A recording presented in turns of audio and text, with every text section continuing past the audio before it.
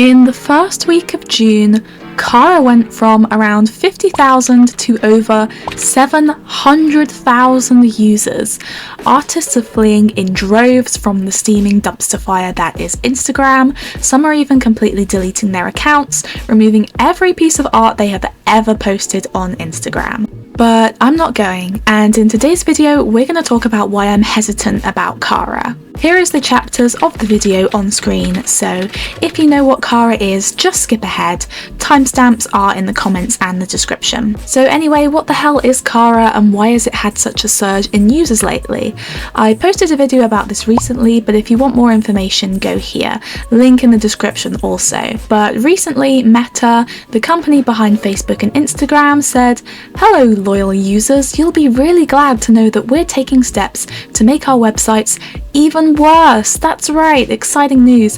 Now everything you've ever said or posted publicly on our websites is going to be used to train our new AI chatbot / image generator, and you have until the 26th of June to opt out. That is unless you're American, in which case you don't have the right to decide how we use your data. If you want to learn about how to opt out, I made a whole video on that. But anyway, if there's one thing a lot of artists hate, it's their work being used without their permission for anything, especially their work being used without their permission to train AI image generators. A lot of people are really opposed to that, so they're jumping ship to another platform. Cara is a new art sharing app that was initially made by someone whose name I'm about to butcher, so if you're Chinese, be braced and ready to cringe. So her name is ᴛՂԶИＲ. She's a Singaporean photographer. She originally made the app when ArtStation was allowing AI art on their platform as a replacement portfolio site to ArtStation, but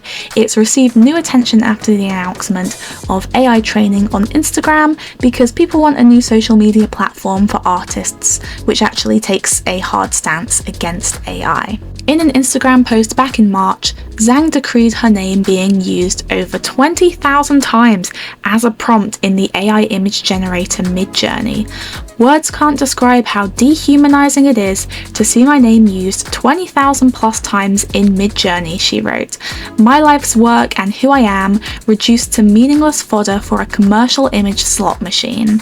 On their website, Cara says, "Many platforms currently accept AI art whether it's not ethical, while others have promised no AI forever policies without consideration for the scenario where adaptation of such technologies may happen at the workplace in coming years.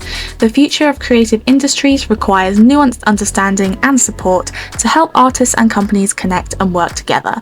We want to bridge the gap and build a platform that we would enjoy using as creatives ourselves. Our stance on AI: we do not agree with generative AI tools in their current unethical form, and we won't host AI generated portfolios unless the rampant ethical and data privacy issues around datasets are resolved via regulation. In the event that legislation is passed to clearly protect artists, we believe that AI generated content should always be clearly labelled, because the public should always be able to search for human-made art and media easily." The app looks like a kind of dark mode Twitter plus Instagram love child right now. It has a home feed, a recommendations, an explore page, DMs, notifications, blogs where you can find devlogs and events such as art challenges.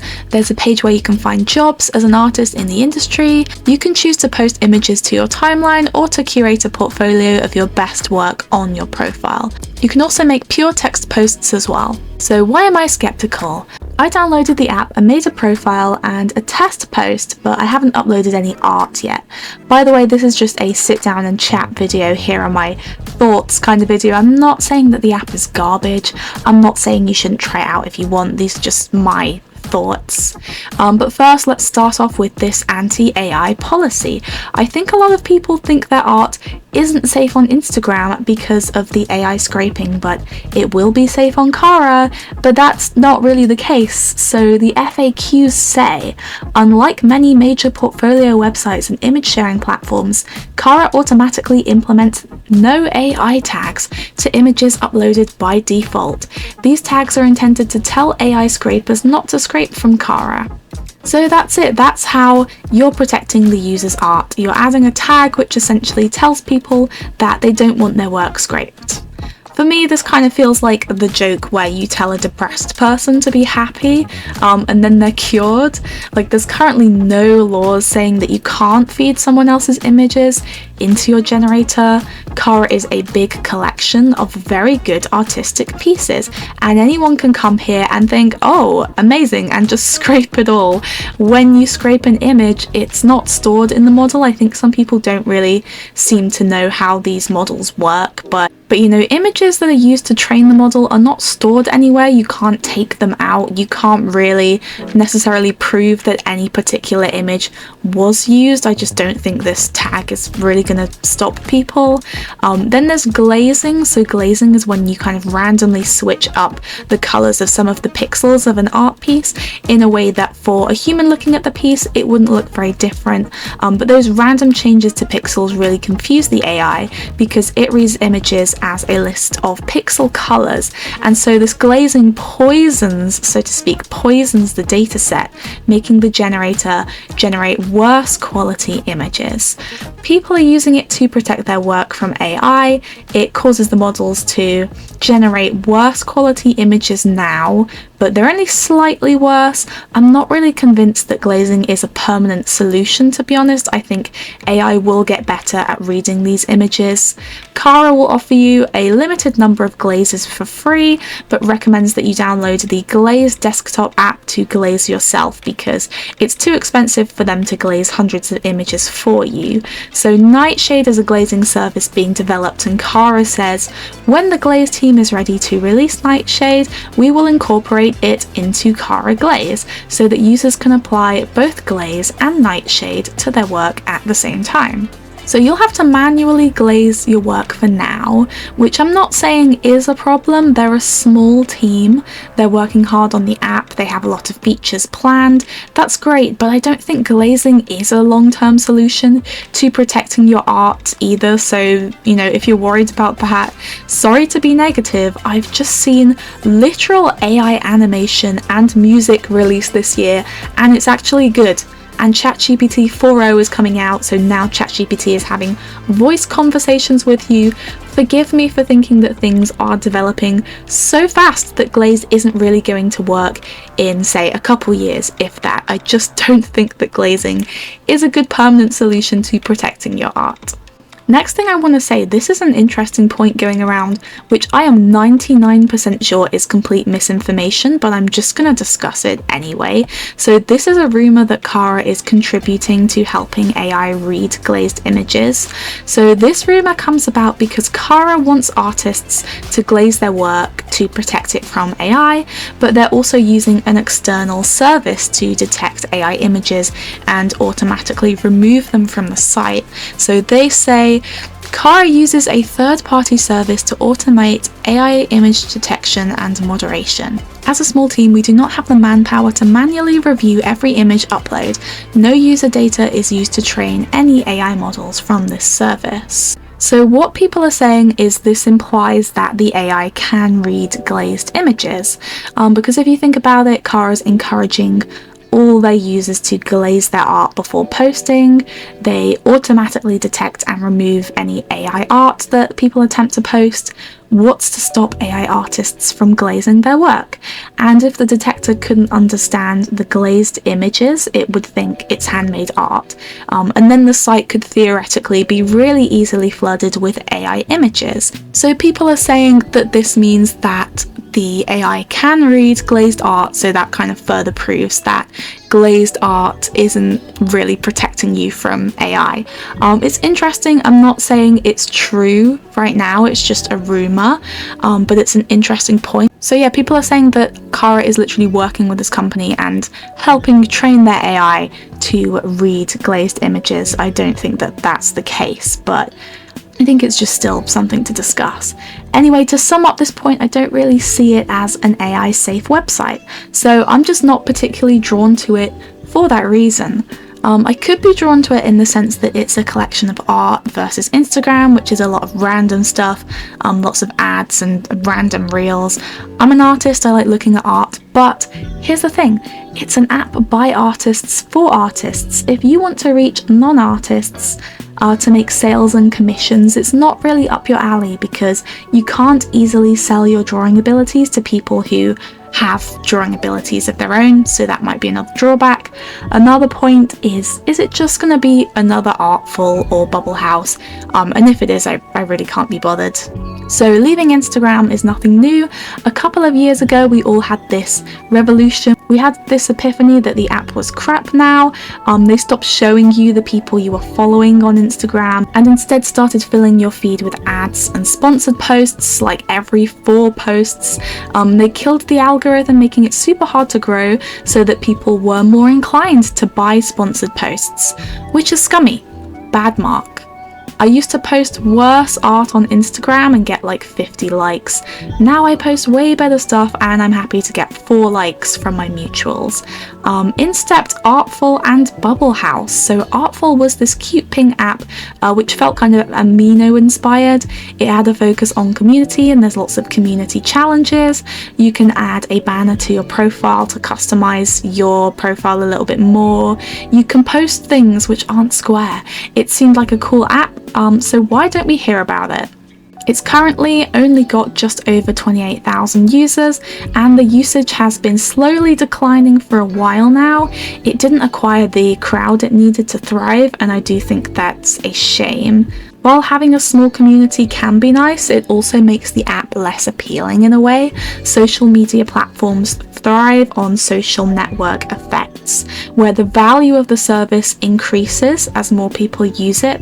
Smaller user bases means fewer interactions, comments, feedback, shared content, which can lead to a less engaging and vibrant community experience overall. I was way more excited about Bubblehouse, but that situation was messed up, let me tell you. Bubblehouse had some amazing features I can't even show you anymore because this app is suspiciously completely gone from the App Store now, deleted off the face of the earth. But there were some really cool innovative ways to post. You could do the classic like Instagram carousel where you post multiple images, or you could post with this swipe thing so you could show the finished artwork and people could drag this bar across to show the sketch or the process video underneath versus the final piece. There were some other innovative posting methods too. I honestly can't remember because the app is gone now. But anyway, they suffered a similar fate where they didn't get enough users either. So I stopped using it because nobody else was. It was just very dead. Then I came back a year later to see what happened to the app, and I swear to you, it literally turned into an NFT app. I opened my notifications and there were loads of people offering me pieces for cryptocurrency and gifting me NFTs and trying to trade NFTs. I had to do some unnecessarily convoluted stuff to delete my account and my art off of that thing. So I seriously signed up for both apps in the past, posted a bunch of my work, got super optimistic that this could be the next thing, but they just stagnated because there weren't enough users, and obviously Bubblehouse just switched up on me completely. For me, posting my art on one site is enough to keep up with. Most post on Instagram and Twitter and TikTok. I only post on Instagram and occasionally I remember TikTok exists. I literally cannot be posting my art on like 4 different apps every time I draw. It just feels like too much. I want like one dedicated space where I can chill and reach my people like it used to feel back in the day with DeviantArt. There was a big community once upon a time and now it's all AI generated anime titties. I want to make a documentary on the downfall of DeviantArt soon, but anyway, for me, if I'm going to move my ass over to another app and start again from zero and put all this effort into growing on there, it has to feel like it's going to be worth my time, and right now I'm just not seeing that evidence from Cara, so I won't be moving until I do. I know I don't get any recognition on Instagram whatsoever now, but I do actually have a very, very small community of people who consistently like and comment, and I'm happier keeping up with that rather than taking so much time, you know, all the time that I could be spending drawing or doing other things, into trying to grow yet another social media platform which might be a hype and take off, or it might just flop. And when it comes to AI, because I'm in the UK, I do have the right to opt out of Meta's AI due to GDPR laws, but ultimately I don't even really care at this point, because I feel like everything I've ever posted online has probably already been scraped by someone who is just mass scraping Instagram DeviantArt. And I feel like everything is probably just a tiny contribution to the data pool taken from the literally billions of images on the internet, which trains generator models such as Stable Diffusion and Midjourney. I don't know, that's just where I'm at right now with it. I would love to see Cara surprise me and take off and become the next big thing, because we definitely need something. So while everyone and their grandma is moving to this app, I'm seeing artists posting their accounts and shouting out their new accounts all the time.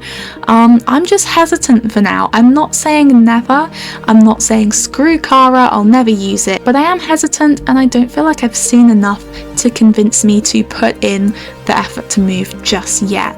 So what do you guys think? What do you think of Cara? Are you hopeful that it is going to take off? Will you be making the move? Have you already made the move? Let me know what you think and what you think about the Instagram situation, and how you're handling social media as an artist these days. Where are you posting? How is it going for you? Are you kind of over the whole social media thing? Because I feel like I am at this point a little bit. Anyway, I'll see you guys in the next video, and I hope you enjoyed listening to my ramblings. Bye!